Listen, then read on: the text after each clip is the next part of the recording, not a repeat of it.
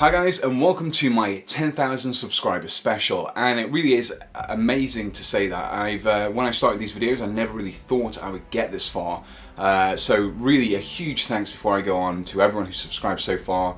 Your support really does mean a lot to me. Now, when thinking of ideas of what to do for this video, I want to do something a little bit different, a little bit special.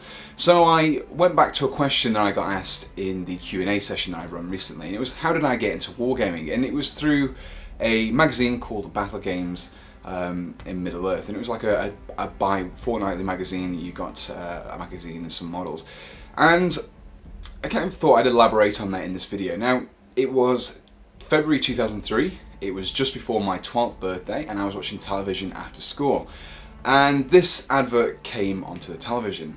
The Lord of the Rings, Battle Games in Middle Earth. Relive the battles and adventures of the Fellowship with this tabletop strategy game.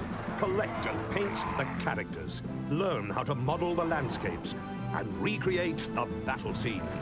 Start now with your first information pack gaming guide. 4 paints, a paintbrush and 12 Goblin Warriors. Lord of the Rings, Battle Games in Middle Earth at newsagents now for £1.99. So immediately I was hooked. I'd seen that advert, it looked amazing. I was a huge fan of Lord of the Rings at the time. So to me, anything Lord of the Rings related was amazing. I had to get hold of it. So a few days later, I went out, I picked up that magazine with my pocket money, and I never really looked back since. It got me into wargaming in general. I moved on to the larger kind of Lord of the Rings game, then Warhammer 40k, Warhammer Fantasy, to the point where I am today, where I'm looking at other games, which is like the bolt action videos that I do on this series. So I thought it'd be really interesting to kind of go back and have a look at that magazine from the point of view of someone who's been wargaming for quite a few years now, compared to how I first saw it when I picked it up all those years ago.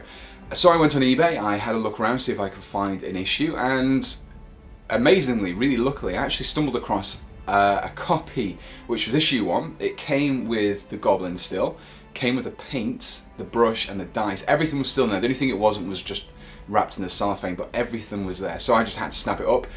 And yeah, I'm going to be looking at it in this video. I'm going to be doing a review of sorts, the first wargaming item that I ever looked at. And so yeah, let's take a look at Battle Games for Middle Earth, issue 1.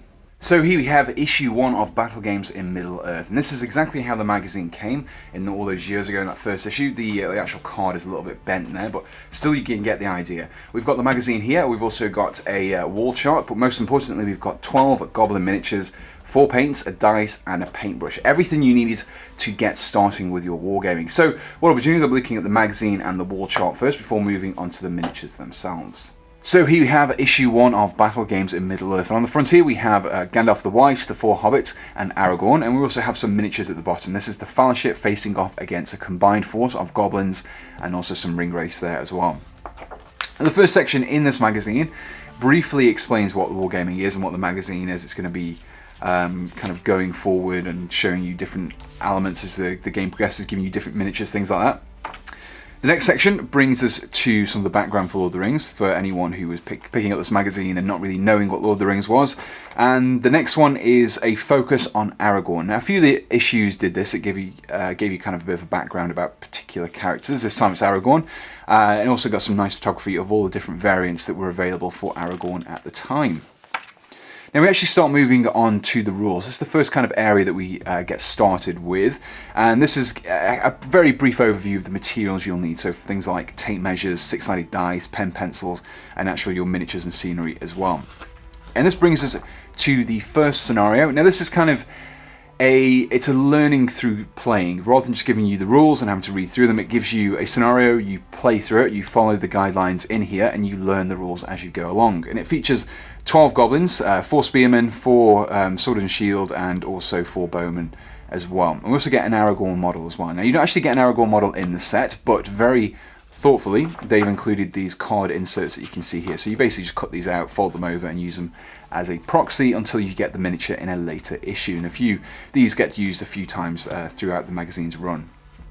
Now the actual rules themselves are explained very clearly. So we've split into 4 phases. Each phase is very, very simple. Movement, for example, doesn't feature any moving through scenery, things like that. Shooting, again, you just get told exactly how many dice you need to roll in order to score a hit, and also with close combat as well, again, how many dice you need to roll in order to score a hit.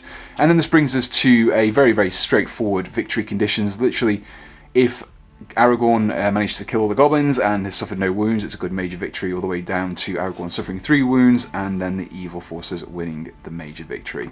And that sort of brings us to another section in here. So we've explained the rules, and this is more of a hobby section that was part of the magazine. So first of all, we've got preparing your miniatures, about clipping them off the sprue and priming them as well. These miniatures themselves didn't actually require any gluing, so it's very, very straightforward, and pretty much everything you needed you had in the set. You only needed really clippers, that was the only thing you needed that was extra. We also get a very, very basic painting guide using the paints provided. Now, considering you're only actually given 4 paints, it's actually quite a nice little guide. You explain, we've got green for the skin, we've got a silver for obviously the armor and the weapon, and then a brown for any leather areas as well, and also of course the black that you can use as a primer. I'm not sure if it was this one or a later issue, but one of them told you, kind of give you first kind of a glimpse about how to use washes by mixing in some water with the black paint that you got and then washing it over. So it's quite an interesting little bit of a feature as well. This brings us to kind of some further explanations about scenery and battlefields and things like that. Later issues went on to give you how to build scenery guides, some really interesting for like ruins and Osgiliath ruins, Rohan houses, castle walls, some really kind of small scale projects to all really big ones as well, so really, really in depth. This just gives you an idea of that you could just use a piece of felt on a table with books for hills, or you could do some really elaborate terrain pieces like this. And the final page gives us a sneak peek at the later issues. Issue 2 got us some the Last Alliance elves and also men, and also 4 more paints. Issue 3 gave us a Frodo and a red paint, and then issue 4 gave us some Uruk-hai as well. In each issue, explained a little bit more about the rules, went into a bit more depth about movements, combat, scenery, things like that, and then also introduced things like might, will, and fate as well when we actually started getting more heroes later on. So that was the magazine. Let's look at the miniatures.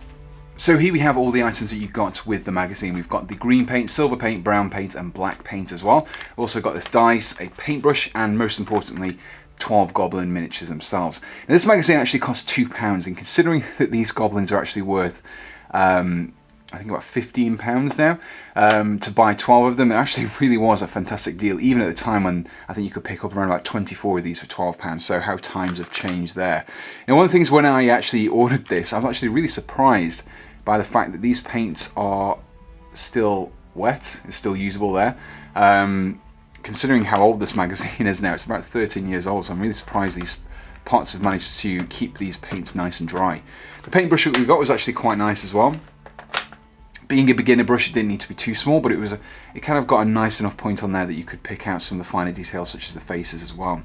The miniatures themselves were really nice. I remember at the time just being amazed by how much detail was on these miniatures. You can just see all the definition in the armor there as well, even the chainmail, things like that. I'm thinking, how the hell am I going to paint these? But through trial and perseveration and things like that, I managed to improve my painting skill and start picking out some of these finer details. And even by today's standard, these miniatures are actually really small. If you compare them to something like a Space Marine or something like that, they really are small miniatures to get started with.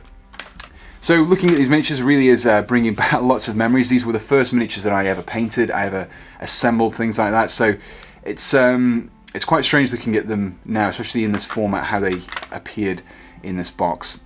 So that was the magazine looked at, and also the additional items. Let's look at the final item that we got in this set.